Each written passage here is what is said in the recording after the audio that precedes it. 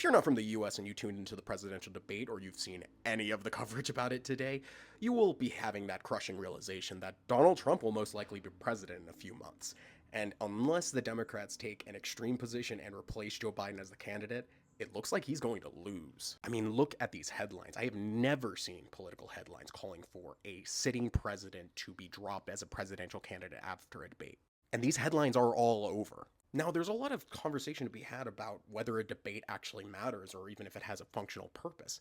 I'm of the opinion that debates are very much just political theater. It's just a performance art, and it has very little bearing or even usefulness, honestly, these days. Because frankly, you don't get any substance out of these debates. You get nothing. You know no deeper knowledge of these people other than whether or not they can abide by time limits or they can do a snappy one-liners. That's it. That's all that these debates give you, but they are immensely powerful in shaping public perception about how these politicians are. And even one of Biden's close personal friends, Thomas Friedman, who I'm not a fan of, mind you, said that he needs to bow out of the race. This is one of his close personal friends saying that he needs to drop out.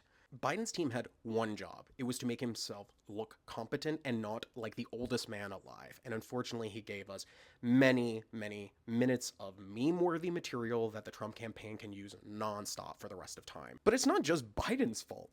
The CNN presidential debate team, these two moderators out here, they were the ones that had a lot of control of how the debate was going to flow. And what did they do? They allowed Donald Trump to just run wild with nonstop lies. And that is what they allowed. They allowed for lies to pass as truth and to show that this is fine.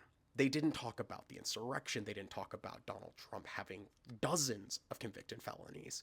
They didn't talk about any of the actual substantial things that are important or push back on any of the ridiculously and plainly false claims of Donald Trump, which makes him look right and confident and good. He won the debate because of his vibe. He came across confident and Biden did not. And that is all that needs to happen.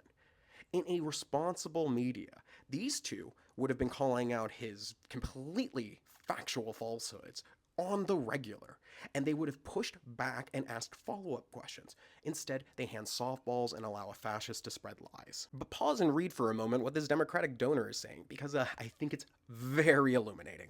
If the Democrats don't drop Biden, by all accounts, they will lose. And we will all be stuck with Donald Trump for another 4 years, at best. At best. This is a man who's already said he wants to be a dictator on day one, which means we could be stuck with Donald for the rest of his natural life. These are what the numbers look like today, and this is where we're at.